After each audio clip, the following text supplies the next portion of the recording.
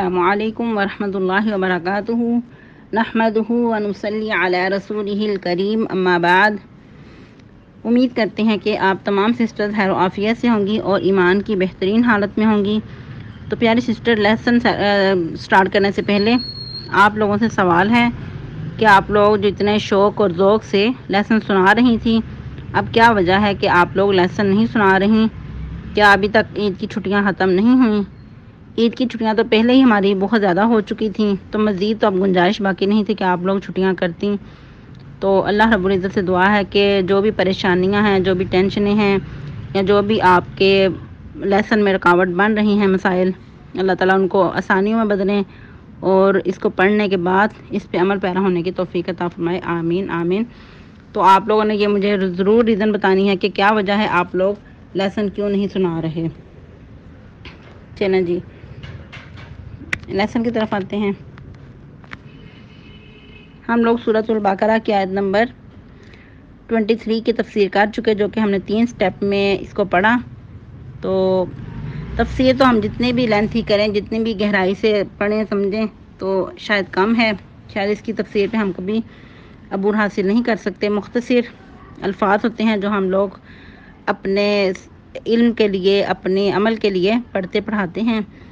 تو آج انشاءاللہ العزیز نیکسٹ لیسن سٹارٹ کرتے ہیں۔ آیہ مبارکہ 24۔ اعوذ باللہ من الشیطان الرجیم، بسم اللہ الرحمن الرحیم۔ فَإِن لَّمْ تَفْعَلُوا وَلَن تَفْعَلُوا فَاتَّقُوا النَّارَ الَّتِي وَقُودُهَا النَّاسُ وَالْحِجَارَةُ أُعِدَّتْ لِلْكَافِرِينَ۔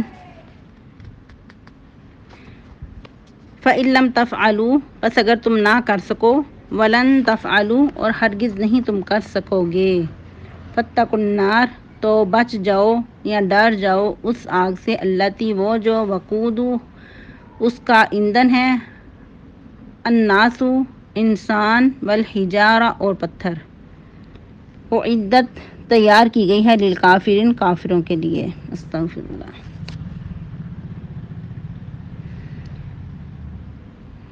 جیسا کہ ہم لوگ قرآن کا چیلنج پڑھ چکے تھے آیہ مبارکہ 23 میں، کہ اللہ رب العزت نے چیلنج کیا کہ اگر تمہیں اس کتاب کے بارے میں کسی بھی قسم کا کوئی شک ہے تو تم بھی اس طرح کی ایک صورت بنا لاؤ۔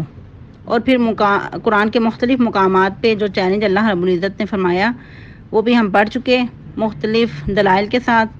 تو اب اللہ تعالیٰ بتا رہے ہیں کہ یہ اتنے ہیں ہی نہیں، یہ ایسا کر سکتے ہی نہیں، نہ یہ کر سکے ہیں اور نہ یہ کر سکتے ہیں، چاہے ساری انسانیت بھی اکٹھی ہو جائے تو یہ ایسا نہیں کر سکتے۔ جس طرح کہ ہم نے پہلے بھی پڑھا سورہ بنی اسرائیل میں آیت نمبر 88 میں، کہ آپ فرما دیجئے اگر جن و انس سب اکٹھے ہو جائیں کہ اس جیسا کوئی قرآن بنا لائیں، قرآن بنانے کی کوشش کریں، تو لا یأتون بمثلہ، تو یہ ایسا نہیں کر سکتے، ایسا کبھی بھی نہیں لا سکتے۔ وَلَوْ كَانَ بَعْضُهُمْ لِبَعْضٍ ظَهِيرًا، اور اگرچہ وہ ایک دوسرے کے مددگار بھی ہو جائیں۔ انسان سوچے کہ جب سے دنیا بنی ہے یا جب سے یہ قرآن کا چیلنج ہے، تب سے لے کر اب تک کتنی دنیا گزر چکی اور مزید قیامت تک کتنی آنے والی ہے۔ اگر سب جن و انس اکٹھے ہو کر بھی ایسا قرآن بنانے کی کوشش کر لیں، اپنی مکمل ایفرٹ لگا دیں، جو دنیا پہ سپر پاور بنے پھرتے ہیں، خود کو سپر پاور کہلانے والے ہیں، تو ایسا کچھ بھی نہیں کر سکتے۔ قرآن کیا ایک سورت بھی نہیں بنا سکتے۔ یہ قرآن کا ایسا یہ اعجاز ہے، یہ ایسا اللہ رب العزت کی طرف سے عطا کردہ معجزہ ہے کہ انسان کو عاجز کرنے والا ہے۔ جس طرح کہ جب چیلنج کیا گیا تو مختلف لوگوں نے بہت کچھ اس کے بارے میں کرنے کی کوشش کی، لیکن ان کو منہ کی ہی کھانی پڑی۔ جس طرح کہ ایک شخص تھا، اس نے کہا کہ یہ کوئی مشکل کام ہے، میں آپ کو بنا کر دکھاتا ہوں۔ اس نے پتہ نہیں کیا کیا ورڈ یوز کیا، الفیل وما الفیل وما ادراک ما الفیل۔ پھر مزید آگے اس نے کچھ اور بھی، یعنی کہ اس کی جو معنی ہے یہ ہے کہ ہاتھی، تم کیا سمجھو کہ ہاتھی کیا ہے؟ تو پھر ہاتھی کی مزید اس نے تعریف بیان کی کہ یہ کرتا ہے، ہاتھی کھاتا ہے، یہ پیتا ہے، فلاں کرتا ہے، اس کی یہ ہے، وہ صحرائی جیسے کہتے ہیں نا کہ جہاز ہے، اس قسم کی اس کی نا تعریفیں بیان کی۔ کچھ اس قسم کی شعر و شاعری کی، تو بہت یعنی کہ وہ خوش تھا کہ میں نے بہت کچھ کر چکا ہوں، لیکن اس کے بارے میں بھی اس کو منہ کی کھانی پڑی۔ لوگوں نے اس کو بہت باتیں کی کہ یہ کیا تم گڑھ لائے ہو۔ اور پھر ایک اور شخص تھا، اس نے بھی کچھ ایسا ہی کیا، اس نے شاید بکری کے بارے میں کچھ ایسی ہی تعریفات بیان کی۔ اور پھر ایک اور شخص تھا، اس نے بھی اپنی بیوی کے بارے میں بہت کچھ باتیں کی، اس کی تعریفات کی کہ یہ اس کے اندر یہ خوبیاں ہیں، یہ کرتی ہے، اس طرح چلتی ہے، مٹک مٹک کے چلتی ہے، یہ کرتی ہے، وہ کرتی ہے۔ لیکن جس نے بھی سنا اس نے ہی اس کو باتیں کی کہ تم یہ کیا بنا لائے ہو۔ خیر، یہ قرآن اتنا عاجز کر دینے والا ہے کہ جس نے بھی کوئی اس کے متبادل کچھ لانے کی کوشش کی تو سب کو منہ کی ہی کھانی پڑی، کیونکہ یہ ایسا خوبصورت کلام ہے کہ اس کے متبادل کوئی چیز ہو نہیں سکتی۔ اور آپ یہ دیکھیں کہ جیسا کہ آپ ماشاءاللہ حدیث کے بھی اسٹوڈنٹس ہیں، حدیث کی بھی آپ نے عربی پڑھی ہوگی، تو آپ کو تھوڑی سی ڈیفرنٹ لگتی ہے حدیث کی جو عربی ہے، کچھ تھوڑی سی قرآن کے مقابلے میں مشکل ہے۔ قرآن جیسا کہ ہم نے پہلے بھی لیسن میں پڑھا کہ بہت ہی آسان زبان ہے اور ہر کوئی بآسانی سیکھ سکتا ہے۔ اگر کوئی کہتا ہے کہ میرا دماغ نہیں کام کرتا، میرا دماغ موٹا ہے یا میری زبان پہ الفاظ نہیں چڑھتے، وہ بھی تھوڑی سی کوشش کرے تو وہ اس کو بآسانی پڑھ لیتا ہے۔ تو اسی طرح یہ قرآن بہت ہی آسان ہے۔ اس کی مثل، اس کے برعکس جو حدیث کی عربی ہے وہ تھوڑی سی مشکل ہے اور ہے بھی تھوڑی سی مختلف۔ اور قرآن کی عربی جیسا کہ جب سے یہ قرآن اللہ رب العزت نے نازل کیا ہے آپ صلی اللہ علیہ وسلم کے قلب مبارک پر، تب سے لے کر اب تک اور اب سے لے کر قیامت تک اس کی عربی کوئی بدل نہیں سکتا۔ اگرچہ اس کے جو یعنی کہ نازل کرتا ہے وہ 7 قرأت میں نازل ہوا، لیکن جو اس کا لب و لہجہ ہے، اگر کوئی کہتا ہے کہ قرآن میں درست طریقے سے پڑھنا چاہتا ہوں تو وہ ایک ہی لب و لہجہ ہے۔ اس کے مقابلے میں جو باقی عربی ہیں، عربی زبانیں ہیں، آپ کسی بھی خطے میں چلے جائیں تو اس کی عربی آپ کو ڈیفرنٹ لگے گی، اگرچہ اس زبان کو بھی عربی ہی کہا جائے گا۔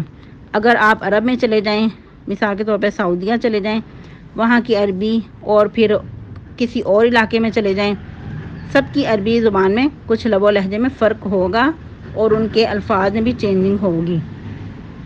لیکن قرآن کا اعجاز ہے کہ اس کی عربی کو کوئی بدل نہیں سکتا، جیسی یہ نازل ہوئی ہے ویسی ہی رہے گی۔ اللہ رب العزت نے اس کا ذمہ خود لیا کہ اس کو کوئی بدل نہیں سکتا۔ تو خیر، ہمارا جو موضوع تھا کہ جب اللہ رب العزت نے چیلنج کیا تو کوئی بھی اس قسم کا کلام نہ لا سکا، کیونکہ جس طرح اللہ تعالیٰ کی ذات بے مثال ہے، وحدہ لا شریک ہے، اسی طرح رب تعالیٰ کا کلام جو ہے، رب تعالیٰ کا جو خوبصورت کلام ہے، اس میں بھی کوئی رد و بدل نہیں کر سکتا، اس کے مقابلے میں کوئی نہیں لا سکتا۔ جس طرح اللہ رب العزت قرآن میں فرماتے ہیں کہ اللہ کے ساتھ کوئی مثالیں نہ بناؤ، فلا تضربوا للہ الامثال، کہ اللہ تعالیٰ اپنی ذات میں آپ منزہ ہیں، اسی طرح قرآن بھی ہے، رب تعالیٰ کا کلام ہے، اس کے مقابلے میں کوئی نہیں ایک لفظ بھی نہیں بنا کے لا سکتا۔ قرآن کا ایسا اعجاز ہے کہ قرآن کا جو ایک ایک حرف ہے، ایک ایک لفظ ہے، ایک ایک عربی عبارت ہے، وہ اتنی خوبصورت ہے اور اتنی گہرائی رکھتی ہے کہ انسان پڑھتا ہے اور پڑھتا ہی چلا جاتا ہے۔ اور اسپیشلی جن لوگوں پہ یہ نازل ہوا تھا وہ عرب دان تھے، وہ عربی لوگ تھے، وہ اپنی عربی میں مہارت رکھتے تھے، وہ تو گہرائی سے اس کے معنی مفہوم کو سمجھتے تھے، تو اس لیے وہ لوگ زیادہ عاجز آ جاتے تھے، ان لوگوں نے اس کو زیادہ گہرائی سے سمجھا۔ ہم لوگ تو عجمی ہیں، اس لیے ہمیں اس کو سمجھنے میں، اس کو پڑھنے میں تھوڑی دقت پیش آتی ہے۔ پھر اللہ رب العزت مزید آگے سمجھانے والے انداز میں فرما رہی ہیں کہ اگر تم ایسا نہیں کر سکتے اور ہرگز کر سکو گے ہی نہیں، یہ اللہ کا شورٹی فیصلہ ہے کہ کبھی بھی ایسا نہیں کر سکتے، تو پھر کیا کرو؟ اگر تم اتنے عاجز آ گئے ہو تو پھر اس میں رد و بدل کرنے یا اس کے خلاف باتیں کرنے میں اس آگ سے ڈر جاؤ، ایسے کرنے سے باز آ جاؤ اور اس آگ سے ڈر جاؤ جس کا ایندھن لوگ ہوں گے اور پتھر ہوں گے، جو کافروں کے لیے تیار کی گئی ہے، جو نہ ماننے والے ہیں، انکار کرنے والے ہیں، ان کے لیے تیار کی گئی اسپیشلی۔ وہ لوگ کیا کہا کرتے تھے کہ اس کو کوئی جادوگر سکھا دیتا ہے یا اس کو کوئی جن سکھا دیتا ہے، اس قسم کی باتیں کرتے تھے، یا کبھی کہتے ہیں نبی صلی اللہ علیہ وسلم شاعر ہیں، کبھی کہتے ہیں یہ جادوگر ہیں، جو بھی جس کو جو سوجتی تو وہ وہی رنگا رنگ کی باتیں کرتے۔ تو اللہ رب العزت نے کہا کہ اگر تم اس کے مقابلے میں کچھ نہیں لا سکتے اور ہمیں کبھی لا بھی نہیں سکو گے تو پھر اس آگ سے ڈر جاؤ کہ وہ پہلے بھی بہت ہی بڑکی ہوئی ہے، اللہ نے اس کو پہلے بھی بہت تپایا ہوا ہے، تو پھر مزید جب اس کے اندر لوگ ڈالے جائیں گے، انسانوں کو ڈالا جائے گا تو اس سے اور بڑھ کے اٹھے گی، وہ کبھی نہیں بجھے گی، کبھی ٹھنڈی نہیں ہوگی، اس کا ایندھن لوگ بھی ہیں اور پتھر بھی ہیں، پتھروں کو بھی ڈالا جائے گا، مزید پتھروں کے ذریعے بھی جہنم کو بڑکایا جائے گا۔ اللہ اکبر، استغفر اللہ۔ انسان کے اندر بھی ایسی چیزیں موجود ہیں کہ جو آگ اس کو پکڑتی ہے، اور پھر جہنم کی آگ دنیا کی آگ سے تو کہیں زیادہ گرم ہے، کہیں زیادہ تپی ہوئی ہے۔ ویسے بھی اللہ رب العزت نے جب جہنم کو بڑکایا 1000 سال تک اس کو پکاتے رہے، وہ سیاہ کالی ہو گئی، پھر اس کو مزید اس کے اندر ایندھن ڈال کے 1000 سال تک مزید پکایا تو پھر بالکل سفید ہو گئی۔ کبھی آپ نے تنور کا بھی مشاہدہ کیا ہوگا کہ جب اس کو تپانے کے لیے، گرم کرنے کے لیے جب جلایا جاتا ہے تو ایک دفعہ وہ اس کا کلر سیاہ ہو جاتا ہے، پھر مزید جب اس کو پکاتے ہیں تو وہ پھر سفید ہو جاتی ہے، مٹی جو ہے وہ پک کر سفید ہو جاتی ہے، یہاں تک کہ اس کے اندر اگر روٹی لگائی جائے تو وہ روٹی سیاہ نہیں ہوتی بلکہ صاف ستھری رہتی ہے۔ یہ تو چھوٹی سی مثال ہے، لیکن جہنم کے مقابلے میں تو کوئی مثال نہیں، اس کی تو آگ کی تو تپش ہے بہت ہی زیادہ، اس کی جو شعلے ہیں، انگارے ہیں، وہ تو ایسے جیسے بہت بڑے بڑے محل ہیں، اور پھر اس طرح اپنے آپ چیخ کر بلائے گی کہ میرے اندر ڈال دو، کبھی برے گی نہیں، وہ کہے گی میرے اندر اور ایندھن ڈالو، اور ایندھن ڈالو۔ قرآن کیا فرماتا ہے سورہ ملک میں، تقار تمیز من الغیظ، قریب ہے کہ غصے سے پھٹ جائے، اتنی چیخو پکار کر رہی ہوگی، استغفر اللہ۔ تو اللہ رب العزت آگاہ کر رہے ہیں کہ اے لوگو، اگر تم اتنے عاجز آ گئے ہو تو پھر ابھی بھی وقت ہے، ابھی بھی سمجھ جاؤ، ابھی بھی سنبھل جاؤ، ابھی بھی غفلت کی نیند سے جاگ جاؤ کہ وہ جہنم جس کا ایندھن لوگ ہوں گے اور پتھر ہوں گے، ان کے ذریعے ہی آگ کو بڑھکایا جائے گا۔ اور ان لوگوں کو بھی تھوڑی سی آگاہی ہونی چاہیے کہ جو لوگ طرح طرح کی باتیں کرتے ہیں، رنگا رنگ کی باتیں کرتے ہیں کہ اچھا جہنم کہاں ہے، اچھا جنت کہاں ہے۔ اللہ کی جو کائنات ہے بہت وسیع ہے، اسی طرح اللہ رب العزت کے شان کے لائق ہے کہ جہاں اللہ کی شان کے لائق ہے وہاں اس نے جہنم کو رکھا، اور جہاں اللہ تعالیٰ کو کہ اللہ نے چاہا ادھر ہی جنت کو بھی رکھا۔ البتہ جنت کا بھی جو وقوع ہے ہو چکا ہے، اللہ نے جنت کو بھی پیدا کر دیا ہے، اور اسی طرح جہنم کو بھی اللہ نے بنا دیا ہے انسانوں کے لیے اور پتھروں کے لیے، استغفر اللہ۔ اسی لیے ہمیں چاہیے کہ جہنم سے بھی پناہ مانگتے رہیں اور جنت کا سوال کرتے رہیں، جس طرح کہ ایک حدیث کے مطابق کہ جو 3 مرتبہ جہنم سے پناہ مانگتا ہے تو جہنم خود بول کر کہتی ہے کہ اللہ اس کو میرے سے پناہ دے۔ تو اسی طرح جو جنت کا سوال کرتا ہے تو جنت خود بول کر کہتی ہے، جنت الفردوس، کہ اللہ اس کو میرا داخلہ نصیب کر۔ تو اس لیے ہمیں اپنی عادت بنا لینی چاہیے کہ ہم صبح و شام کے جو اذکار ہیں وہ بھی پابندی سے کریں، اور ان اذکار کے ساتھ اس دعا کو بھی شامل کر لیں، اللہم انا نسألک الجنت الفردوس، اور اللہم اجرنی من النار، کہ اللہ ہم جہنم سے تیری پناہ مانگتے ہیں۔ اللہ اکبر کبیرہ۔ اور انسان کو حیرت ہوتی ہے کہ اچھا پتھروں کو بھی ڈالا جائے گا، جس طرح کہ ایک مرتبہ نبی رحمت صلی اللہ علیہ وسلم جا رہے تھے کہیں تو آپ صلی اللہ علیہ وسلم نے دیکھا کہ ایک پتھر رو رہا ہے، تو آپ صلی اللہ علیہ وسلم جس طرح کہ بہت مشفق تھے، ہر ایک کے ساتھ ہی بہت محبت کرنے والے تھے، رحمت للعالمین تھے، کہ سب کے لیے ہی اللہ رب العزت نے آپ صلی اللہ علیہ وسلم کی ذات مبارکہ کو رحمت بنا کر بھیجا۔ تو آپ صلی اللہ علیہ وسلم ادھر رک گئے، ہماری طرح نہیں کہ کسی کو مصیبت میں بھی دیکھ کر ادھر رکے نہ، دل نرم نہ پڑے، بلکہ آپ صلی اللہ علیہ وسلم ادھر رک گئے تو تشریف رکھی اور پتھر سے پوچھا کہ تو کیوں رو رہا ہے؟ تو اس نے کہا کہ میں نے سنا ہے کہ پتھر بھی جہنم میں ڈالے جائیں گے۔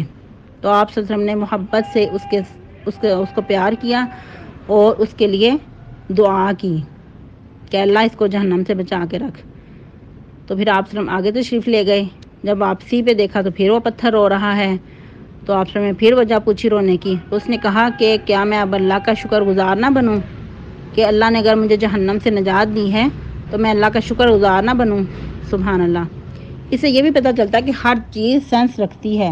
ہم لوگ سمجھتے ہیں کہ بس انسان ہی سمجھتے ہیں، اور ویسے بھی بعض اوقات انسان گناہ کر دیتا ہے، انسانوں سے تو بچ جاتا ہے لیکن اور کہیں چھپ کے گناہ کر لیتا ہے کہ کون سا مجھے کوئی دیکھ رہا ہے۔ سب سے پہلے تو یہ انسان یاد رکھے کہ رب تعالیٰ کی ذات ہر جگہ پہ موجود ہے، ہر جگہ پہ انسان کو دیکھتی ہے، اور اللہ تعالیٰ تو بہت ہی باریک بین ہے، اور اس کے علاوہ ہر چیز جو ہے وہ سینس رکھتی ہے۔ یہ جو در و دیوار ہیں یہ بھی انسان کے لیے گواہی کے لیے کافی ہیں، بلکہ یہاں تک کہ انسان کا جو اپنا نفس ہے وہ بھی گواہی کے لیے کافی ہے۔ انسان چھپ کے کہاں جائے گا، کہاں جا کر گناہ کرے گا؟ پھر یہی ہو سکتا ہے کہ انسان زمین و آسمان سے کہیں دور کہیں اور جگہ پہ چلا جائے جہاں اللہ بھی اس کو نہ دیکھیں اور کوئی اور چیز بھی نہ دیکھ سکے، کوئی اور چیز بھی اس کے لیے گواہی نہ بن سکے۔ تو پتہ کیا چلتا ہے کہ ہر چیز کے اندر سینس ہے۔ ہمیں اگرچہ لگتی ہیں یہ چیزیں بالکل سالڈ ہیں، جامد ہیں، رکی ہوئی ہیں، لیکن ہر چیز کے اندر سینس ہے۔ یہاں تک کہ عبداللہ بن مسعود رضی اللہ تعالیٰ عنہ فرماتے ہیں کہ ایک مرتبہ میں کھانا کھا رہا تھا اور نوالے میں سے میں نے تسبیح کی آواز سنی۔ سبحان اللہ۔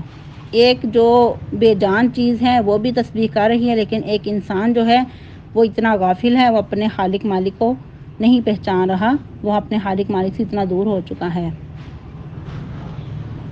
تو آج کی جو سبق کا لب لباب ہے یہی ہے کہ انسان کو ہمیشہ اللہ سے ڈرتے رہنا چاہیے اور اپنی آخرت کی تیاری کرنی چاہیے اور جہنم سے پناہ مانگتے رہنا چاہیے، اور کبھی بھی اللہ تعالیٰ کے مقابلے میں کوئی ایسی بات نہیں کہنی چاہیے کہ جو اللہ تعالیٰ کے ناراضگی کا سبب بن جائے، اور جس طرح اللہ رب العزت نے ساتھ ہی فرما دیا اعدت للکافرین، وہ تیار کی گئی ہے کافروں کے لیے، انکار کرنے والوں کے لیے۔ تو کبھی بھی اللہ تعالیٰ کے جو احکامات ہیں ان کا انکار نہیں کرنا چاہیے۔ بعض اوقات ہم لوگ انکار نہیں کرتے بلکہ بعض اوقات مذاق اڑا دیتے ہیں، تو ایسا بھی نہیں کرنا چاہیے۔ ایسی بدقسمتی سے اللہ تعالیٰ بچا کے رکھے۔ جو اللہ تعالیٰ کی طرف سے احکامات ہیں نازل کردہ اور اسلام کی تعلیمات ہیں ان پر مکمل عمل پیرا ہونے کی کوشش کرنی چاہیے اور اللہ سے توفیق بھی مانگنی چاہیے۔ آج کے لیے اتنا ہی کافی ہے۔ نیکسٹ انشاءاللہ آیا مبارکہ 25 پڑھیں گے۔ سبحان ربک رب العزت عما یصفون وسلام علی المرسلین والحمد للہ رب العالمین وصلی اللہ علی النبی۔ السلام علیکم و رحمۃ اللہ۔